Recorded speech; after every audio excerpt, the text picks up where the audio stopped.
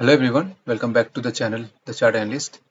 चलिए आज के वीडियो में थोड़ा अलग एनालिसिस करते हैं और आज हम डिफरेंस देखेंगे कि किसी भी स्टॉक या फिर स्क्रिप्ट का फंडामेंटल एनालिसिस और टेक्निकल एनालिसिस किसे कहते हैं, उस पर डिफरेंसेस क्या होते हैं। तो सबसे बेसिक चीज़ है कि किसी भी शेयर या स्क्रिप्ट को अगर आपको ट्रेड करना है तो सबसे पहले उसे लिस्टेड होना चाहिए। लिस्टेड कहाँ पे होना चाहिए? जैसे इंडियन मार्केट्स में हमारे दो national stock exchange and Bombay stock exchange, तो आप ये इनका वेबसाइट है एनएससी, जहाँ पे कोई भी कंपनी जिसको आप ट्रेड कर सकते हो, मतलब नॉर्मली बाई या सेल करना चाहते हो, तो उसके लिए आपको वो एनएससी पे लिस्टेड होना चाहिए, नेशनल स्टॉक एक्सचेंज, या बीएससी बॉम्बे स्टॉक एक्सचेंज। तो इसमें लिस्टेड होना चाहिए, तभी जाके हम उसको बाय या सेल कर सकते हैं। तो सबसे प्री रिक्विजिट यही है कि वो लिस्टेड होनी चाहिए। तो बहुत सारी कंपनीज जो आसपास हमारे रहते हैं, जिसके प्रोडक्ट्स हम यूज़ करते हैं, या फिर जिसके कभी इंट्रैक्शन हमने किया हो किसी कंपनी से, तो वो ज़रूरी नहीं कि वो हमेशा ट्रेड होता हो। तो बहुत सारी कंपनीज लिस्टेड होती है, बहुत सारी लिस्टिंग नहीं होती है। जो भी लिस्टेड है, पहला चीज़ हमें, जैसे मैंने बताया आपको, कि उसको पहले तो लिस्टिंग होनी चाहिए। ओके, लिस्टिंग होने के बाद उस शेयर्स के सर्टेन वैल्यूएशंस होते हैं जो एनएससी एंड उनके जो कंपनी के जो बोर्ड बीओडीज हैं वो डिसाइड करते हैं, और उसको उस प्राइस पे लिस्टिंग किया जाता है, जिसको आईपीओ भी कहा जाता है, इनिशियल पब्लिक ऑफरिंग। और भी बहुत सारे डिटेल्स होते हैं, उसमें ना जाके आपको बेसिक एक ओवरव्यू दे रहा हूँ, तो आप इस तरीके से कर सकते हैं। ओके, तो बात करते हैं फंडामेंटल एनालिसिस की। और ये वीडियो एक्चुअली उन लोगों के लिए है जो बिल्कुल स्टॉक मार्केट में न्यूबीज हैं और उनको कोई आइडिया नहीं है। उनके लिए, जिनको थोड़ा सा भी आइडिया है, वो ये वीडियो स्किप कर सकते हैं। ये पहले डिस्क्लेमर में दे देता हूँ। ठीक है, तो चलिए आगे बढ़ते हैं। तो ओके, तो आपको सबसे पहले ये दो मेन वेबसाइट्स हैं, NSEindia.com एंड BSEindia.com, जहाँ पे आपको शेयर्स लिस्टेड मिलेंगे। तो अगर किसी कंपनी को सर्च करना है, जैसे ICICI बैंक की एक कॉमन नेम है जो सबने सुना होगा, हाउस होल्ड नेम है, तो ICICI बैंक यहाँ पर सर्च करोगे तो देखिए ICICI bank limited in equity click करोगे तो आपको इसके बारे में डिटेल्स काफ़ी सारा मिल जाएगी। ठीक है, तो यहाँ पे आप थोड़े डिटेल्स देख सकते हो कि इसका आईएसआईएन नंबर क्या है, इसका लिस्टेड कब हुई है, ये डेट ऑफ लिस्टिंग है 17 सितंबर 1987। इस तरीके से आप बेसिक इन्फॉर्मेशन ये सब देख सकते हो। ठीक है, तो ये सारे फंडामेंटल एनालिसिस के अंदर आता है। और भी वेबसाइट्स हैं जहाँ पर आप फंडामेंटल एनालिसिस किसी शेयर के बारे में जानना चाहते हो, तो उसके लिए आप टिकट टेप एक वेबसाइट है, ये देखिए www.tickettape.in, इस पे भी देख सकते हो। चलिए हम देखते हैं। जैसे आईटीसी का प्रोडक्ट हम काफ़ी यूज़ करते हैं अपनी डेली लाइफ में, जैसे आईटीसी का आशीर्वाद आटा, अभी और भी डोमेस्टिक प्रोडक्ट्स काफ़ी सारे हैं जो आईटीसी का हम यूज़ करते हैं। तो एक लिस्टेड कंपनी है, लिस्टेड स्टॉक है। चलिए उसके बारे में सर्च करते हैं। आईटीसी के बारे में अगर आप डेटा एनालिसिस करते हो, तो आप देख सकते हो कि ये वेबसाइट पे आके आपको एक पिक्टोरियल रिप्रेजेंटेशन दिखाता है कि ये कैसा परफॉर्म कर रहा है। तो आप ग्राफिकल एक देख सकते हो। तो अगर यहाँ पर साइड में देखो तो आप देख सकते हो कि प्राइस स्कोर कार्ड करके यहाँ पर सारे फंडामेंटल चीज़ें जो हैं इस पे बताया जाता है कि इसका डेप्थ कितना है, ये कितना प्रॉफिटेबिलिटी हर साल, हर क्वार्टर ऑन क्वार्टर बेसिस या फिर ईयर ऑन ईयर बेसिस कमा रही है। इसमें वॉलेटिलिटी कितनी है, मतलब कितना मूवमेंट करती है वो एक सर्टेन टाइम पीरियड के हिसाब से। इसका मार्केट कैप कितना है, मतलब इसका वैल्यूएशन कितना है, कि किस सेक्टोरल में बिलोंग करती है। तो एफएमसीजी के सेक्टर में ये बिलोंग करती है। ऐसे बहुत सारे हैं, जैसे बैंकिंग सेक्टर में बिलोंग करते हैं। जैसे मेटल सेक्टर में है तो उसमें टाटा स्टील आपने नाम सुना होगा, वेदांता सुना होगा। ये सब अलग अलग सेक्टोरल इंडाइस होते हैं जिसमें अलग अलग कंपनीज लिस्टेड होती हैं। अब जैसे यहाँ पे थोड़े आप फंडामेंटल एनालिसिस पे भी देख सकते हो कि पी रेशियो क्या होता है, प्राइस टू अर्निंग रेशियो। इसमें डिविडेंड कितना यील्ड है, मतलब कितने साल, एक साल में कितना परसेंट डिविडेंड देती है बेस्ड ऑन फेस वैल्यू। ऐसे बहुत सारे फंडामेंटल एनालिसिस जो आप करते हो किसी कंपनी के बारे में, तो वो होता है फंडामेंटल एनालिसिस के अंदर। तो इसमें आप खास चार्ट्स को देख के, एक पिक्टोरियल रिप्रेजेंटेशन नहीं होता है ये, जैसे आप बेसिक क्या होता है कि उसके प्रोमोटर्स कौन है, उसको हिस्ट्री क्या रहा है, एंड उसके ओवर वैल्यूड है कि नहीं, करंट वैल्यूएशन से, ये सब सारे डिटेल्स जो आप एनालिसिस करते हो, ये फंडामेंटल एनालिसिस के अंदर आता है। ठीक है, तो इस तरीके से आप कर सकते हो। टिकट एक बहुत ही जेन्युइन वेबसाइट है। दूसरा और एक वेबसाइट है जहाँ पर आप देख सकते हो, जो मनी कंट्रोल है। मनी कंट्रोल में भी सिमिलर, आप किसी शेयर के बारे में सर्च करके उसके बारे में फंडामेंटल एनालिसिस कर सकते हो। इसमें आपको टेक्निकल एनालिसिस भी मिल जाती है, बट मोस्टली अगर बहुत सारे प्लेयर्स है जो फंडामेंटल एनालिसिस करके फिर उस पे पोजीशंस बनाते हैं, मतलब बाय एंड सेल करते हैं। ये भी एक तरीका होता है।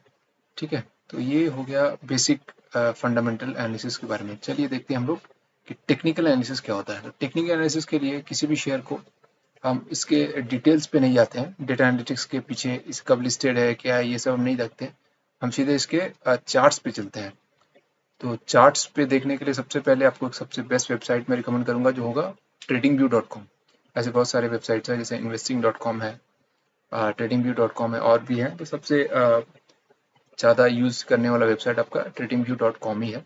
तो यहाँ पे देख सकते हो ये है। तो यहाँ पे जो भी लिस्टेड शेयर्स हैं उसके बारे में इंफॉर्मेशन आप देख सकते हो। तो ये क्या दिखाता है, किसी शेयर के बारे में आपको अगर सर्च करना है, जैसे रिलायंस, तो आप यहाँ पे टाइप करके उसको खोज सकते हो।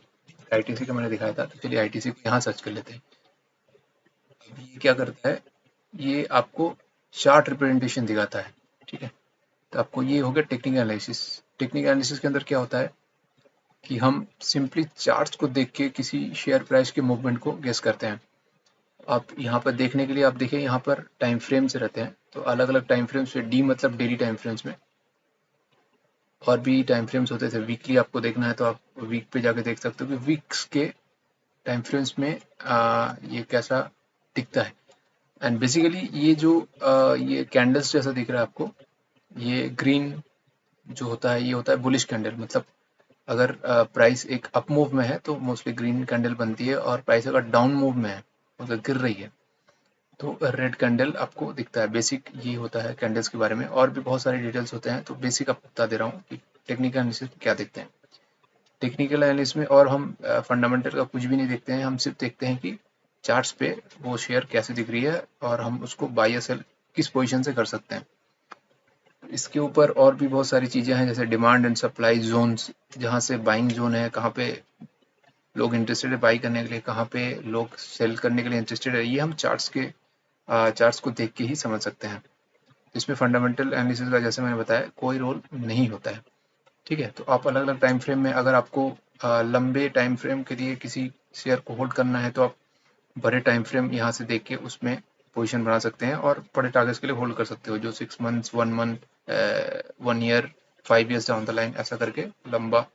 जो लोग लॉन्ग टर्म इन्वेस्टर्स होते हैं वो बड़े टाइम फ्रेम में देखते हैं। जिनको छोटा टाइम फ्रेम के लिए ट्रेड करना है, मतलब कुछ दिनों के लिए, उनको छोटे टाइम फ्रेम में देखना होता है, मोस्टली 30 मिनट्स या फिर 15 मिनट्स में कुछ दिनों के लिए अगर ट्रेड लेना है। और अगर इंट्राडे करना है तो आप 15 मिनट्स या 5 मिनट्स में भी चार्ट्स को देख के ट्रेड कर सकते हो। तो ये होता है आपका टेक्निकल एनालिसिस। अब टेक्निकल एनालिसिस के अंदर बहुत ही वास्ट है। इसमें बहुत सारे लोग जो हैं इंडिकेटर्स यूज़ करते हैं। इंडिकेटर्स क्या होता है कि कुछ कुछ हेल्पफुल टूल्स होते हैं जिससे आप किसी स्टॉक के बारे में पता लगा सकते हो कि इन्फॉर्मेशन। जैसे एक इंडिकेटर देखिए, यहाँ पर एक टैब है, इसको अगर क्लिक करोगे तो आपको एक सबसे बेसिक इंडिकेटर जो यूज़ होता है, RSI, ठीक है, इसको कहते हैं रिलेटिव स्ट्रेंथ इंडेक्स। तो ये क्या बताता है कि शेयर के बारे में, ओके 1 सेकेंड, किसी शेयर के बारे में ये बताता है कि शेयर का स्ट्रेंथ कितना है फिलहाल। मतलब एक जनरल नोशन होता है कि अगर एक एक ए पैरामीटराइज्ड रहता है, 60, 70 एंड 30 ऐसे करके जोन्स रहते हैं। तो अगर ये मान लीजिए 70 एक है या 60 के ऊपर अगर रहता है, तो ये ओवरबॉट इसको कह सकते हैं, मतलब ये ज़्यादा चल चुका है, बाइंग जोन में है। और अगर ये इसकी वैल्यूएशन अगर 20 से नीचे होती है, 30 से नीचे होती है, तो ओवरसोल्ड है, मतलब ज़्यादा सेलर्स इस पे हावी हैं। इस तरीके से हम थोड़ा थोड़ा बेसिक टेक्निकल एनालिसिस कर सकते हैं। ऐसे एक सिंपल ये RSI 2 एग्जांपल बताया। ऐसे बहुत सारे इंडिकेटर्स हैं जिसको आप यूज़ करके टेक्निकल एनालिसिस का यूज़ कर सकते हैं। बहुत बहुत ट्रेडर्स जो हैं जो कोई भी इंडिकेटर्स यूज़ नहीं करते हैं, बेसिक ये जो कैंडल स्टिक्स है इसको ही यूज़ करके ट्रेड कर सकते हैं, करते हैं। इससे भी कैंडल्स ही नहीं है, हम अगर यहाँ पे देखेंगे तो यहाँ पे आप बार्स के रूप में भी ये ग्राफिकल रिप्रेजेंटेशन से आप चार्ट्स को देख सकते हो। या फिर हॉलो कैंडल्स हो गए, आपका लाइन चार्ट भी आपको एक बेसिकली आप देखोगे तो आपको समझ में आ जाएगा कि ये अप डाउन कर रही है, हाई राइज लोज इस तरीके से मूवमेंट कर रही है, तो ये भी एक पिक्टोरियल रिप्रेजेंटेशन है। सबसे ज़्यादा इन्फॉर्मेशन देने वाले मेरे ख्याल से कैंडल्स हैं, जिसको आप देख के समझ सकते हो ये मूवमेंट कैसे करता है। और भी बेसिक इन्फॉर्मेशन आपको कैंडल्स के बारे में तो आई गेस आपको यूट्यूब में बहुत सारे वीडियोस मिल जाएंगे, बेसिक सर्च करोगे तो आपको बिल्कुल अच्छे से डिटेल में पता चल जाएगा कैंडल्स क्या होती है, उसको रीडिंग कैसे करते हैं। तो इस तरीके से हम डिफ्रेंशिएट कर सकते हैं। तो फंडामेंटल एनालिसिस वो हो गया जो बिल्कुल आप शेयर के हिस्ट्री में जाके, उसके लोन बुक में जाके, डेप्थ्स देख के, उसके फाइनेंसेस में घुस के आप जो एनालिसिस करते हो वो फंडामेंटल एनालिसिस होता है। एंड टेक्निकल एनालिसिस क्या होता है, सिंपली चार्ट्स को देख के या फिर इसमें कुछ टूल्स आप यूज़ करके आप देख सकते हो, जिसको टेक्निकल एनालिसिस, और उस पर हम बाय और सेल का कॉल्स लेते हैं।